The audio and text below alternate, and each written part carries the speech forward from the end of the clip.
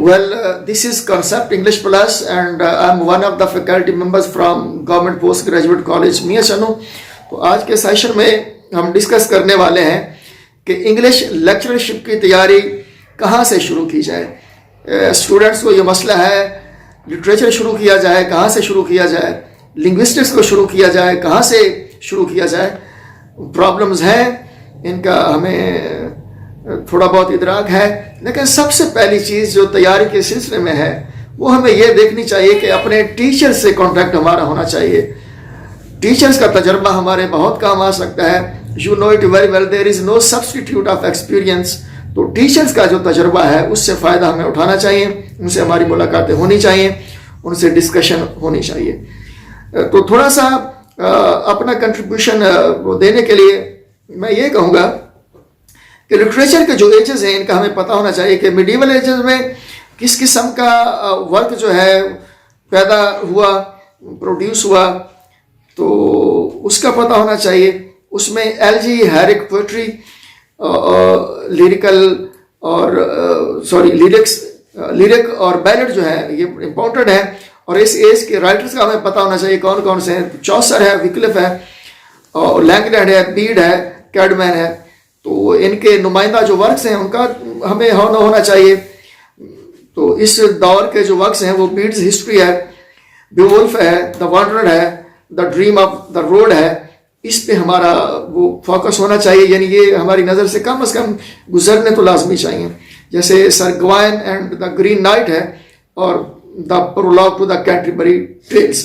तो ये Prologue to the Canterbury Tales one of the most important work of the age है Chaucer साहब का। फिर रेनेसेंस में हमें देखना होगा, रेनेसेंस का मीनिंग तो सिंपली यही बनता है, age of rebirth of arts, literature and humanism. तो टॉपिक्स इसमें अगर देखने हो कि क्वेश्चन किस से उठाया जा सकता है, एमसीक्यूज किस में से आ सकते हैं, तो सोनेट है, सोनेट के डिफरेंट टाइप्स हैं। लव पोएट्री का पता होना चाहिए, एपिक का पता होना चाहिए, मेटाफिजिकल स्ट्रेन का पता होना चाहिए। और इस एज के जो राइटर बन सकते हैं वो स्पेंसर है, वाइट है, सरे है, ली है, और डन तो हम सभी लोग जानते ही हैं।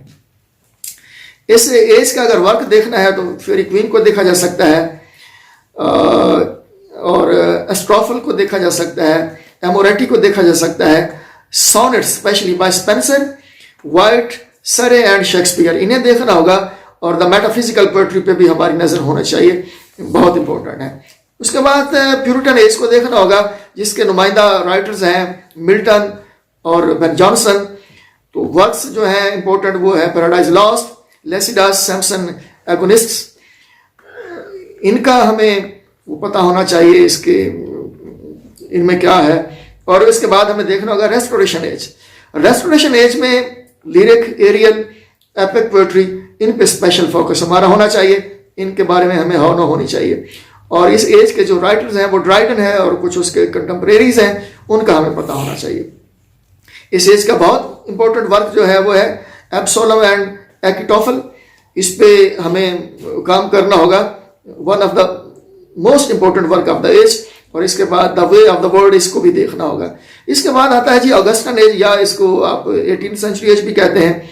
इसमें न्यो क्लासिकल पोएट्री का बड़ा अरूज रहा है, इस पे नज़र होनी चाहिए हमारी।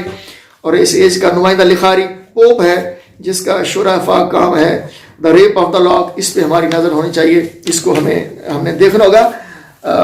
अक्सर इसमें से क्वेश्चन आपके एग्जाम में हिट करते हैं।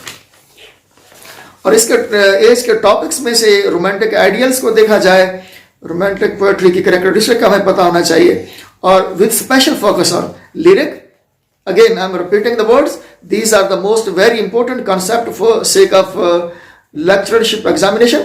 लिरिक का पता होना चाहिए, क्या है, क्या भला है। एलजी का पता होना चाहिए, एलजी के बाद पेस्टोरल का पता होना चाहिए, पेस्टोरल और ओड का पता होना चाहिए, सोनेट का पता होना चाहिए, बैलेट का पता होना चाहिए, इसके स्ट्रक्चर का पता होना चाहिए, और ये कहाँ से आई, कैसे आई, इस पे हमें वो जानना होगा।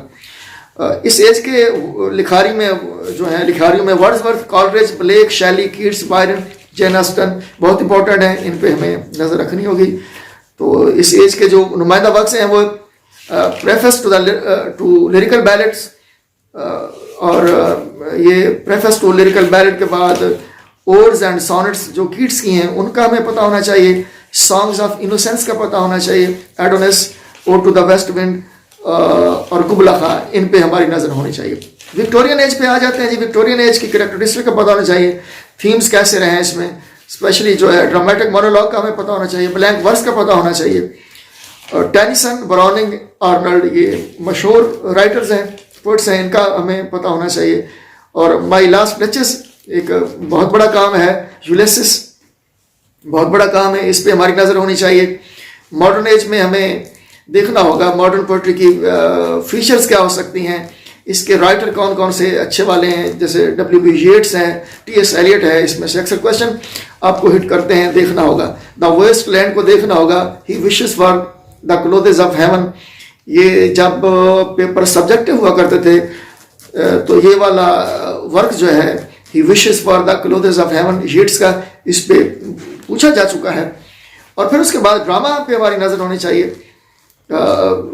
अब मिडल एजेस के बारे से बात करें तो मिडल एजेस का ड्रामा में ओरिजिन का हमें ड्रामा का पता होना चाहिए, मिरेकल प्लेस क्या होते हैं, मोरालिटी क्या होती है, मिस्ट्री प्लेस क्या होते हैं, इंटरल्यूड्स क्या होती हैं, फार्सेस क्या होती हैं, regular comedy and tragedy, in concept का हमें पता होना चाहिए। बहुत बहुत इंपॉर्टेंट है ये कंसेप्ट। और जो है वर्क्स इसके इस एज के जो हैं द सेकंड शेफर्ड्स प्ले, इसका पता होना चाहिए, रॉयस्टर का पता होना चाहिए, गोरबडक का पता होना चाहिए कि ये क्या चीज़ें हैं।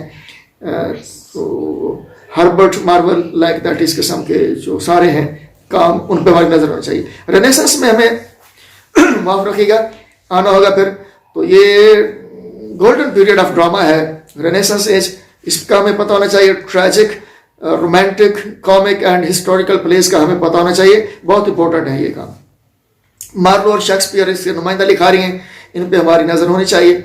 Doctor Faustus, Hamlet, King Lear, Romeo and Juliet, Macbeth, the Merchant of Venus, Midsummer Night's Dream, important works हैं for examination point of view.